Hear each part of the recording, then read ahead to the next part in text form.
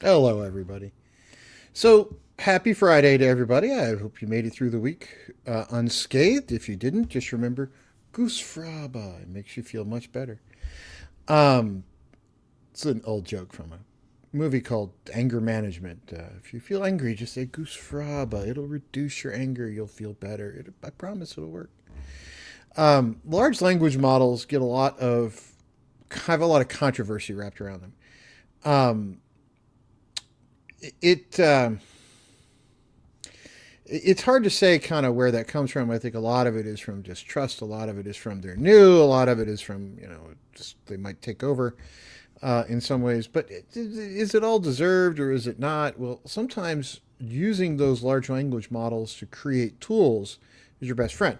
Now, using them to create a book or create a technical document, that's different. But using those tools to create other tools is sometimes, I think, really where a lot of these things are going to find more practical application. And one of the things we've done at my company is do that. But I'm not going to talk about my company. I'm just going to talk about a tool just for the sake of sharing this information. And when you deal with these large language models, what you're dealing with are things like ChatGPT or Grok, where you go in here and say, "Ooh, write for me. Give me a prompt. Tell me a one-line joke about me being ugly." Right, so you just for fun, you go through and tell it whatever voice you want, call it humorous, and you go click the button and you say write for me, and it comes back. We've all seen these things. I'm so ugly. When I tried to join an ugly contest, they said sorry, no professionals. Ha ha ha. Well, that's what a lot of people are using these large language model tools for. That may or may not be where they wind up finding widespread application. I mean, I'm certainly not very funny, so if I'm going to write a joke, I might turn to large language model for help. But one of the things I've used it for, is to build a tool. So let's say you're writing a social media post and you want to figure out, you're sending it to Threads.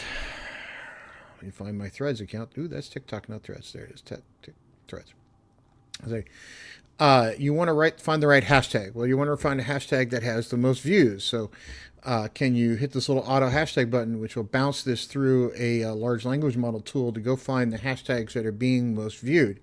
So it read my post and it came up with these five and said, this is a test to see if the tools are working. Okay, well, work is in the post. I mean, working is there, but it says, okay, that hashtag is going to get you more views, because it then goes and looks at the platform and says, what can you hashtag that'll get you more views? Well, work does, but working's not in the post. Maker's going to make nowhere remotely in this post, but apparently that hashtag over on Threads is getting some play. So let's go take a look at that over there and see if that actually is true. So let's go search Maker's gonna make. Doo-doo-doo. Come on, Threads. You can do it. Yeah, see, Maker's gonna make. It pops up all kinds of stuff. So what the tool has done is found a hashtag that I would have never thought to use, but will give you some traffic over on Threads, and it works the same for every social media platform. So you can go through there and put it on YouTube or TikTok or whatever you want, and you can get much more complicated in your posts because it is a large language model and it bounces it through a predictive analytic. So in this case, the large language model is not working alone; it's working along with a predictive analytic to see what gives you the best traction. Let's try a longer one. The weekend is coming up. We are finally at the start of spring.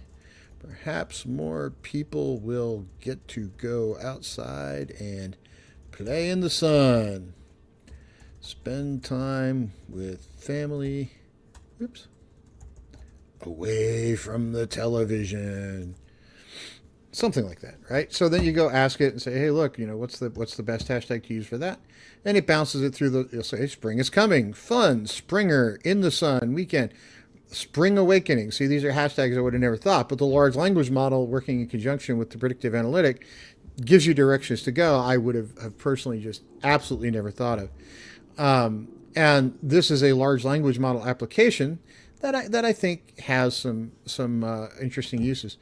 There are other AI uses that I think kind of get a bad reputation, but don't necessarily deserve that reputation. So let's pull up an image of something, put it onto our post here, and try to use the other tool that is another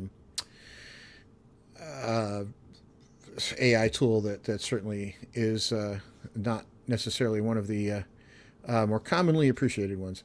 So I'm going to put an image on here from that I was messing with yesterday. There was a large, before anybody sees this image, there was a large post running around on one of the social media platforms about during World War II, Disney worked with the government to build propaganda films and propaganda cartoons, and this person couldn't believe Disney would do that. So I went and found some of them. That's one of them. I'm not promoting Nazism. I'm not promoting a new movie. I'm just saying that was an image that somebody used to promote that.